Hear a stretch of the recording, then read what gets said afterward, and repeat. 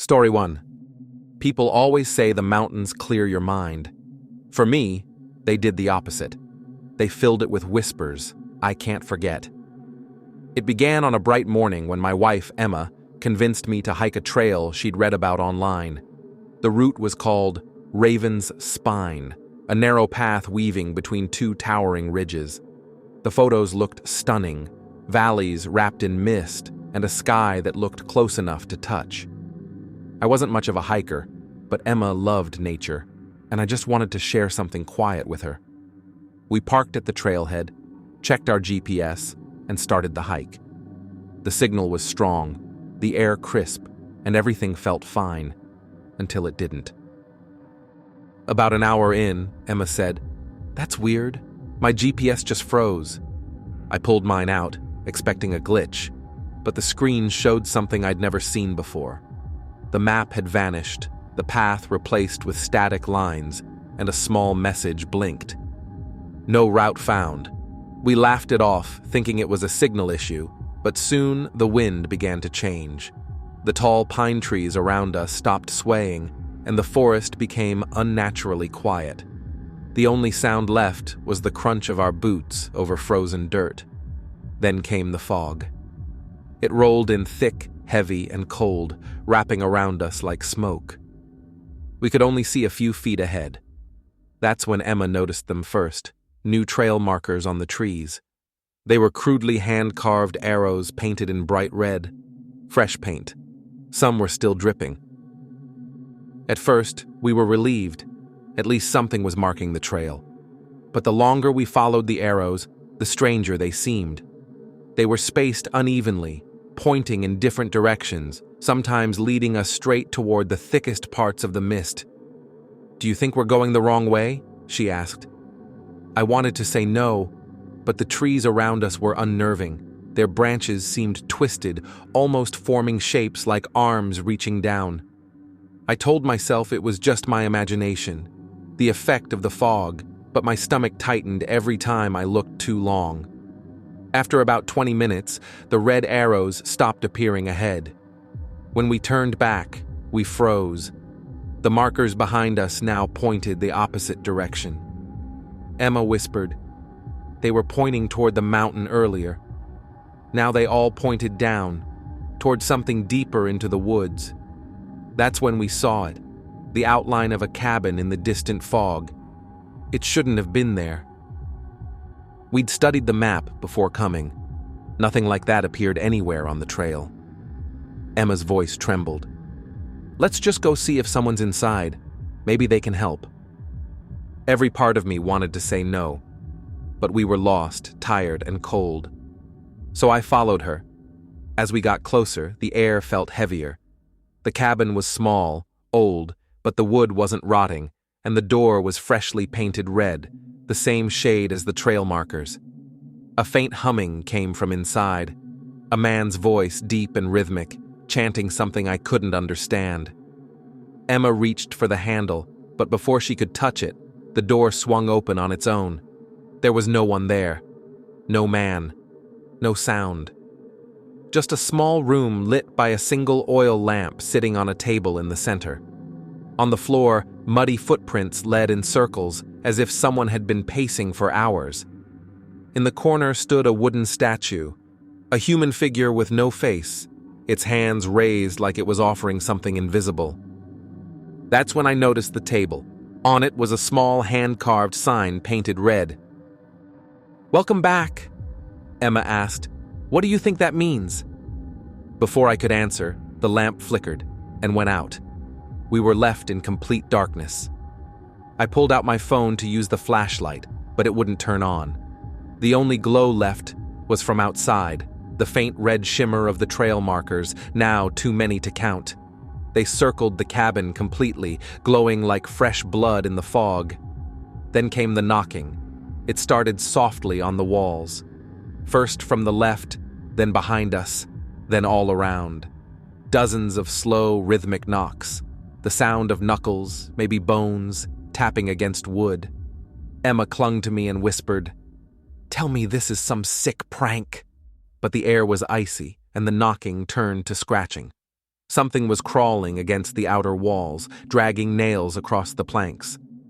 When the door creaked open again, a shape stood outside, tall, still, barely human. Its head tilted toward us, as if it were studying who we were. I wanted to scream, but no sound came out. The shape raised its hand and pressed it slowly against the doorframe, leaving behind a wet red smear, the same paint as the arrows. We ran. The fog was endless, and no matter which way we turned, the red arrows reappeared, circling, guiding, mocking. The forest bent around us. The shapes of the trees leaned closer, arms reaching lower.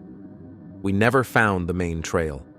Somehow, by morning, we stumbled out into a ranger's station miles from where we started. They said that path had been closed for years. Landslides erased it. No one had hiked it since 1997. Emma doesn't speak about it anymore. We still hike sometimes, but never alone, never in the mountains. Because sometimes, when the fog rolls in, I still smell that paint and see red stains on my boots that won't wash away. Story 2. They say silence in the mountains can heal your mind. For my family, it broke ours. It was supposed to be a quiet winter getaway, just me, my wife Sarah, and our 2 kids, Lily and Ben. We rented a small log cabin far up in the mountains, miles from any town, where snow blanketed everything like a clean, empty canvas. I wanted a break from city noise, from traffic and phones, and all the daily chaos that buried us. When we first arrived, it was beautiful. You could hear the wind whistling through the trees like a soft song. Lily, who was 6, ran around making snow angels. Ben, 10, explored the woods behind the cabin with a stick and boundless excitement. Everything felt peaceful, until the first night. It started at exactly 3:17 a.m. I woke to a sound I couldn't place. Soft, deliberate footsteps on the roof. Slow, dragging. Then came a rhythmic knocking, 3 beats at a time. Knock, knock, knock. A brief pause. Then it started again, above us, moving from corner to corner. I thought maybe snow was sliding off the roof, but it didn't sound like that. It was too precise, too human. Sarah stirred beside me. "You hear that?" she whispered. "Probably just branches," I muttered, though I knew it wasn't. I forced myself to lay still, listening. The knocking continued for a few minutes, then stopped as suddenly as it began. Outside, the wind picked up again, and the sound faded into the night. I told myself not to overthink it. Isolated places have noises city people like us aren't used to. The next morning, Lily asked, "Daddy, why were you outside last night?" My stomach tightened. "What do you mean, sweetie?" "I saw you through the window. You were calling my name." I looked at Sarah, confused. "No, honey. Daddy wasn't outside." "Yes, you were." Her small face was serious. "You were standing by the tree waving at me, but your mouth wasn't moving." Ben interrupted her, laughing. "She's dreaming again." Sarah smiled weakly, but something in her eyes told me she was unsettled too. That night, I checked the locks twice before bed, then buried myself under the blankets. But at the same time as before, 3:17 a.m., it began again.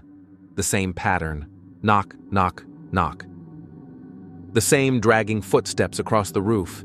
This time I got up. I grabbed the flashlight and went to the living room window. The beam cut through the dark snow. Nothing. Just trees and white silence. Then came a faint shadow, the outline of someone standing near the edge of the forest. It looked like me. Same jacket, same height, same way of standing, with my head slightly tilted. I froze. The person didn't move at all, just stood there as if waiting. My breath fogged the glass, and for a moment I thought maybe my eyes were playing tricks on me. But then I saw the figure lift its arm and wave, slow and unnatural, like its joints didn't bend right. The flashlight flickered out. I backed away from the window and ran to check the doors again. They were all locked. The house was silent. I told myself not to wake the kids, not to scare them. Maybe I was exhausted. Maybe the mountain air was messing with me. The next morning, Lily said, "Daddy, he didn't look happy last night." "Who, sweetheart?" Sarah asked. "The man who looks like Daddy," she whispered. "He was standing in the snow again." I checked outside. There were footprints leading from the forest to the cabin. Just one set.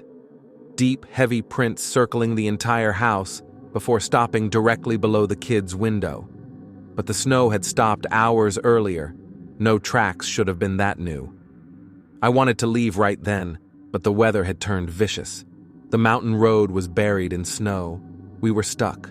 That night, I barely slept. At 3:17, the knocking didn't come from the roof this time. It came from inside the walls. A hollow echo traveled through the wood panels, moving from room to room. Every few knocks, I swore I heard breathing behind it. Ben woke up crying. Sarah grabbed him while I searched the cabin with a lantern, heart pounding. The sound stopped when I reached the hallway, but something made me look at the front door. There, in the frost-covered glass window of the door, were handprints, big ones, fresh, as if someone had been pressing hard from outside with freezing hands. At dawn, I decided I wasn't waiting anymore. Whether or not, I was getting my family down the mountain. But when I stepped outside, I stopped cold. The footprints were back, this time leading from the door to the forest. Every step imprinted perfectly, except for one detail. Each print was facing the cabin, not away. Something or someone had been walking backward through the snow. We left within the hour. I didn't care about the storm, didn't care about the trail, only that we got away. The drive down was silent except for the kids whispering in the back seat. I asked what they were talking about, and Lily said, "He looked sad when we left." I didn't ask who. Weeks passed before I could sleep through the night again. But a few nights ago, at home, I woke suddenly to a familiar sound outside our window. Knock, knock, knock. When I looked out, 3 prints were melting into the snow on the porch, big ones. And faintly in the reflection of the glass, I swear I saw him again. Me. Story 3. I've looked at that photo 1,000 times, and every time the face in the back seat smiles a little wider. It was supposed to be a fun weekend. Just 3 friends, 1 mountain, no worries, Mark, Daniel, and me. We'd been talking about a camping trip for months.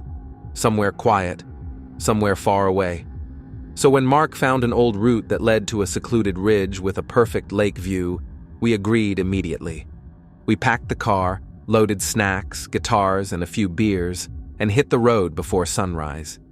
The drive up was long and winding, the kind where every turn feels like the edge of the world.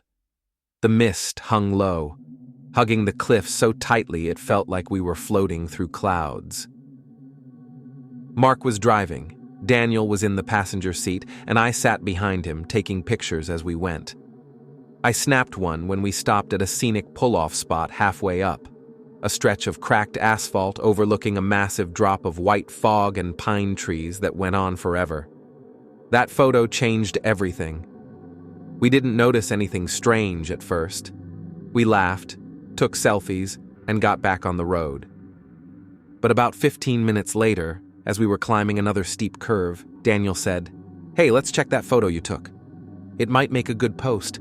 I unlocked my phone, flicked through the pictures, and froze. There we were. Mark with both hands on the wheel, Daniel grinning like an idiot, and me leaning between the seats, flashing peace signs. But there was someone else. In the back seat, right beside me, sat a pale figure, almost colorless, eyes half open, lips parted in the faintest smile.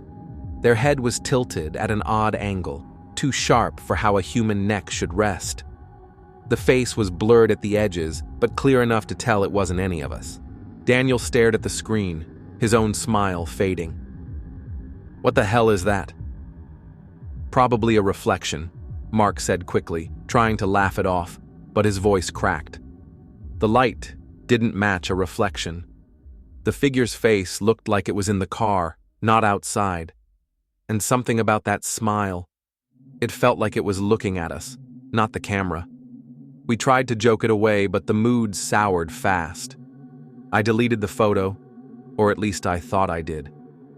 Every time I opened my phone again, it reappeared. When the sun started sinking behind the peaks, we finally reached our campsite, a small clearing beside the ridge with just enough room for the car and our tent. No service, no noise, just cold air and silence. The mountains were beautiful, but in the fading light, they didn't feel peaceful. They felt ancient, watching. We ate, talked, and lit a small fire, but none of us mentioned the picture again. By 10 p.m., the air had turned colder than expected. We decided to sleep in the car instead of the tent. Mark took the driver's seat, Daniel the passenger's, and I stretched out in the back. I must have drifted off because I woke to something faint and steady, a quiet sound. Breathing.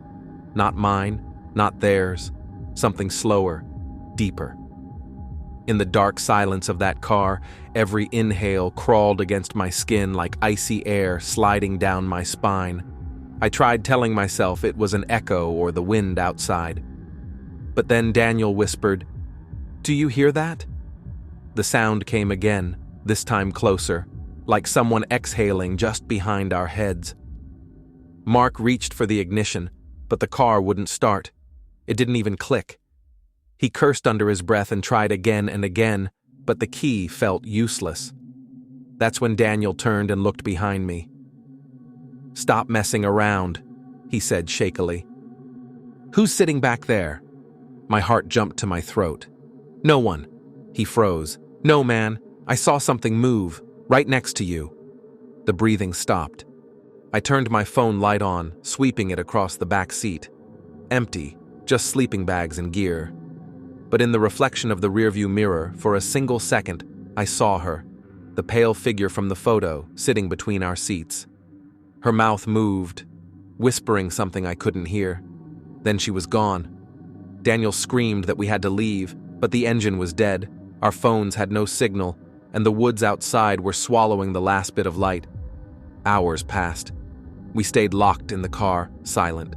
Around 3 a.m., a hollow thud came from the trunk. Then another. Slow, hard, like fists pounding metal. Mark finally snapped, yanking the door open.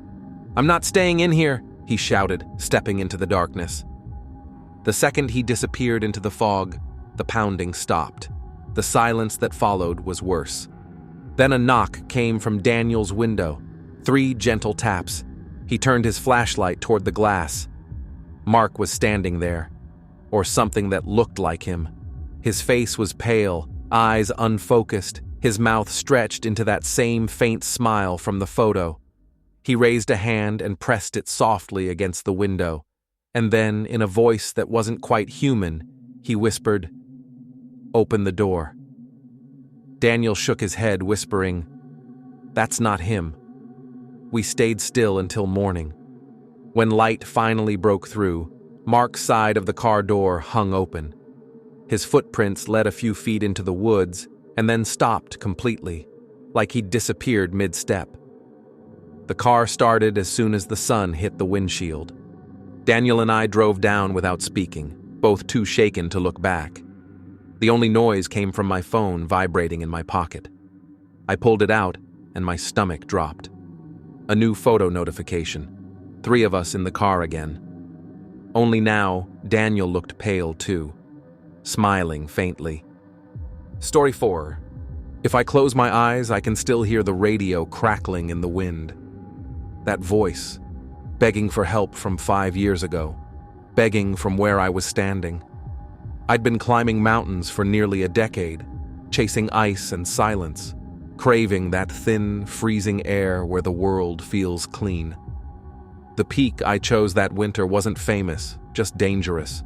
Mount Althar, a jagged dome of ice that had swallowed a few climbers before. One of them had vanished 5 years earlier, a man named Lewis Crane. No trace of him was ever found. The rescue team said it was an avalanche. Others said the mountain took him. I didn't believe in ghost stories then. I do now. It was early morning when I approached the summit ridge. The world below me was endless white, and the wind howled hard enough to sting through my jacket. When I reached the top, I felt that familiar rush, relief, awe, loneliness. But something was off. About 20 feet from the summit marker stood a small weather station, rusted metal, half buried in snow. I didn't remember seeing it on the maps. It looked abandoned, its instruments frozen stiff, and lying beside it was an old hand radio, cracked down the side, antenna bent like a broken finger. Out of habit, I picked it up. The thing shouldn't have worked. It looked half frozen. Still, when I turned the dial, static hissed through the wind. I was about to toss it aside when a faint voice cut in. "Please. This is Lewis Crane. My coordinates are," followed by a string of numbers. I stood perfectly still. My heart started pounding so fast I could barely breathe. I repeated the coordinates under my breath. They sounded familiar. Then the voice continued, weaker but desperate. "If anyone hears this, please. I'm trapped. Help me. I can see the lights." And then silence. I stared at the radio, confused. The message had a timestamp. January 16th, 5 years ago. The exact day Lewis Crane disappeared. At first, I thought it had to be a loop, some recorded broadcast that never stopped transmitting. But radios don't last that long in the cold, and the coordinates, that's what made my blood run cold. When I checked my GPS, the numbers led directly to my base camp, about 2 miles below. My own tent. I don't know what made me go back right away. Curiosity, maybe. Or fear. I couldn't shake the thought that someone, or something, was waiting there. The descent was rough, half blind through the snow, wind screaming like a living thing. The entire way down, I kept hearing faint bursts of static from the radio clipped to my pack. Sometimes, I thought I heard words between the noise, hissing breaths, whispers, my name. By the time I spotted my camp, dusk had started to fall. My tent flap was unzipped. My boots left one trail in, but I could see another set of prints circling the tent. I felt every hair on my neck rise. When I pushed inside, it looked just as I'd left it. Sleeping bag, thermos, supplies. But on top of my bedroll sat a small black journal. It wasn't mine. When I opened it, the first page was covered with shaky writing. January 15th. I can't find camp. Wind too strong. Radio dying. If I can reach anyone. Lewis Crane signing off. The next pages were smeared, water damaged, but one sentence stood out on the last page. I'm following my own footprints back, but something else is following me. That was when the radio hissed again. I can see the lights. Please hurry. It was the same voice. Only this time, the words were clearer, closer, like they were being whispered from just outside the tent. I turned off my headlamp and listened. The mountain had gone quiet, no wind, no creaking snow. Then a faint crunch of footsteps came from behind the fabric wall, slow, careful steps, one after another, circling. My breath fogged in front of me, too loud, too human. The shadow stopped behind the tent, close enough that I could see its outline through the nylon. A figure stood there, motionless. Then the zipper began to slide down halfway, and stopped. I grabbed the handle and yanked it open, shining my light straight into the darkness. No one, just the wind spinning snow into tiny whirlwinds. But there were footprints, bare ones, leading around the tent before vanishing into the storm. I wanted to pack up and leave, but the thought of descending alone in that storm terrified me more than staying. I sat awake, gripping the radio all night. Around 3 a.m., it came alive again. "Storm's too strong. Can you hear me? Please. I can see the tent. I can see me." The voice was shaking, scared. And then I heard something else. The faint echo of wind and crunching snow, exactly like outside my tent, like he was standing where I sat. When the sun came up, I followed the footprints downhill until they abruptly stopped at the edge of a ridge. The snow looked disturbed, like someone had fallen there long ago. I dropped to my knees, brushed at the crusted ice, and something glinted beneath it. Metal. The corner of a small climbing tag, engraved with a name. Lewis Crane.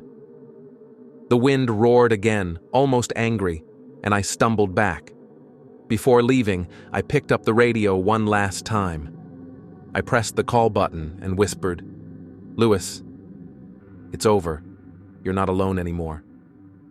Static. Then my own voice replied, "I can see the tent. I can see me." That was 2 weeks ago. I haven't climbed since. But last night, when I checked my gear, the radio was back in my pack, clean, uncracked, still cold to the touch. And when I turned it on, it gave coordinates again. My apartment. Story 5. I never believed a building could feel alive until the night the chapel breathed. The storm caught my sister Mia and me halfway down the mountain. We'd been hiking since dawn, trying to reach a ranger station before the weather rolled in, but the clouds closed fast and heavy. By late afternoon, snow fell so thick we could barely see our boots. The wind howled through the trees, bending them like they wanted to snap. "We need shelter!" Mia shouted over the storm. I pointed through the blur of white to a dark shape on the slope below. A roof. Smoke, or maybe fog, traced the air above it. We stumbled toward it, half blind, half frozen, dragging each step through knee-deep snow. By the time we reached the building, I realized it wasn't a cabin at all. It was a chapel, old, wooden, with a crooked steeple that leaned like it was bowing to the storm. The doors hung slightly ajar, creaking with the wind. We pushed them open and slipped inside. Warmth hit me first, not just from the air, but from the faint golden light spilling from rows of candles. Dozens of them, all burning fresh. It didn't make sense. The chapel looked abandoned, pews warped, dust thick on the floor, but the candles flickered clean and steady. And then I noticed the footprints circling the pulpit. Not just one set, but many, pressed deep into the thin layer of snow that had blown in. They formed tight circles, as if a crowd had gathered and moved in endless loops around it. Mia whispered, "Someone's been here." I walked down the central aisle, brushing frost off the pews. A faded hymn book sat open on the pulpit, but the pages were blank, warped by moisture. Next to it, I found a small leather logbook. My hands shook as I turned the brittle pages. It listed dates, services held every Sunday, each one signed by members of a congregation.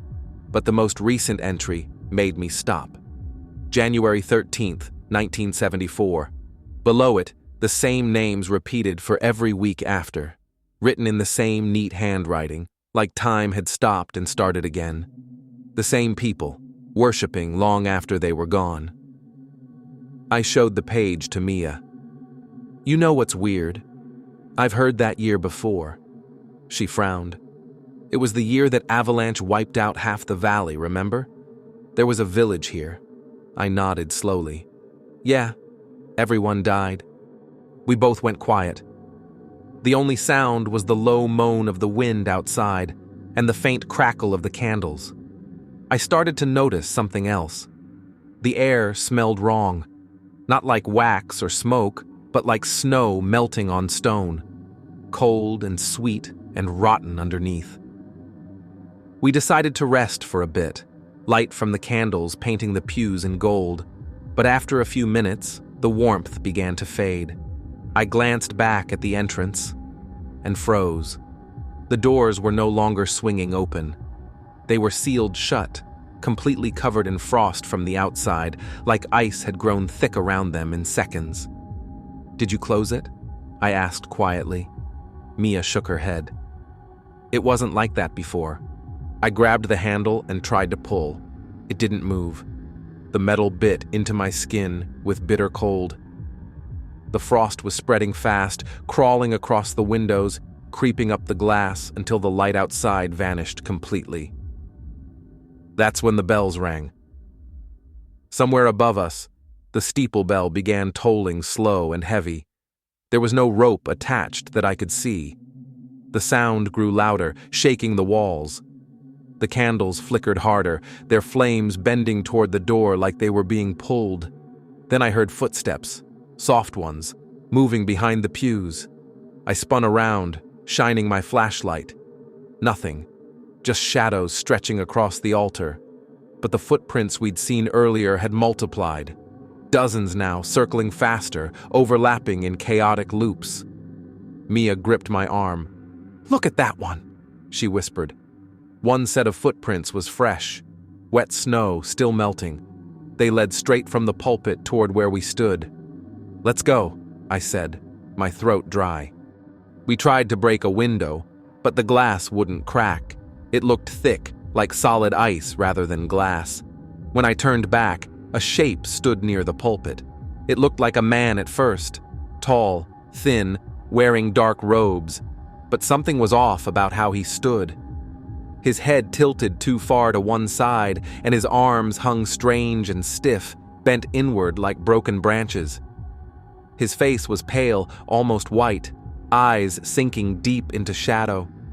He raised a hand and pointed toward the open logbook on the altar. We didn't move. We couldn't.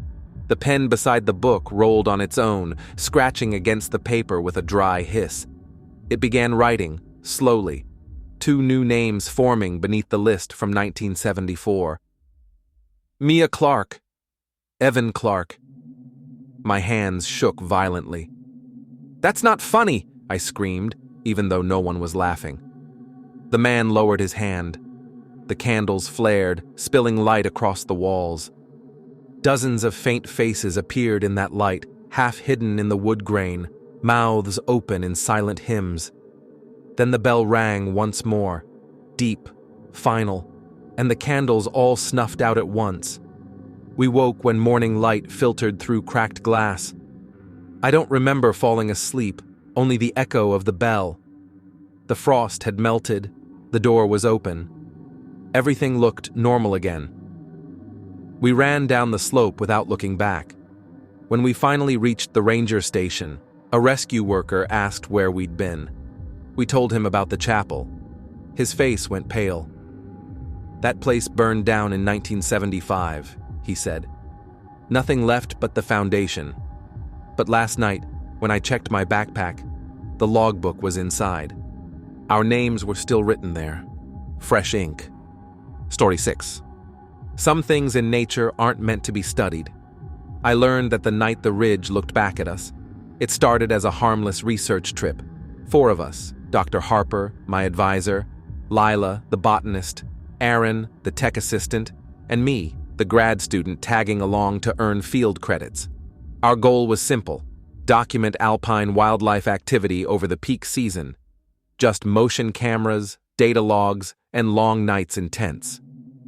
We camped high on Cold Spire Ridge, a remote mountain known for unpredictable weather and strange wind patterns. Locals called it the Singing Spine. I thought it was just a name, until I heard the wind scream there.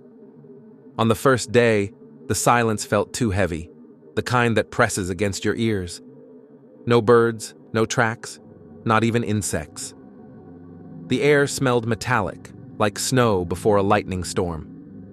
We hiked up narrow paths, setting cameras on trees across a 4-mile stretch, calibrating them to pick up movement during the nights.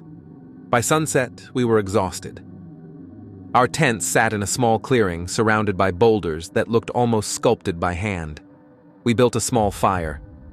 Aaron was checking feeds from the motion cameras on his laptop. At first, everything looked normal: empty landscapes, tree shadows shifting.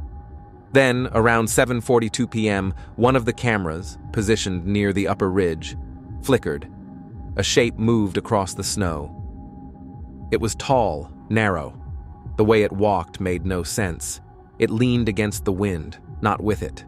The limbs looked too long, the stride too smooth, almost gliding. Aaron frowned. "Probably a lens glitch," he muttered. He rewound it. This time, 2 figures appeared. They moved in sync, same direction, same unnatural posture. When one of them stopped, its head, or what looked like a head, turned toward the camera. The feed went black. Dr. Harper chuckled nervously. Could be ice reflection. Let's not jump to ghosts yet. But I saw his hand tremble as he sipped his coffee. Within an hour, 3 more cameras triggered. Each captured similar movement, dozens of thin, grayish shapes weaving between the trees. Their outlines looked human, but stretched, wrong. And in every clip, one of them always faced the lens before the footage cut out. By midnight, the wind started whistling across the ridge like a flute. It had a rhythm, almost like a voice buried inside. None of us could sleep. Aaron suggested we check the sites first thing in the morning. Only Lila disagreed. If those things are animals, they're watching us now, she said, whispering. Her eyes flicked toward the dark tree line. They know where the cameras are. The wind hissed louder, and something moved above the tent line. Soft crunches in the snow, slow and deliberate. We shone our flashlights, but saw nothing. Morning couldn't come fast enough. The first camera we recovered looked intact, but when Aaron pulled the chip out, his face drained of color. The casing was warm to the touch. Metal shouldn't hold heat in freezing weather. When we played the footage back at camp, something new showed up. The same figures, but now closer, much closer.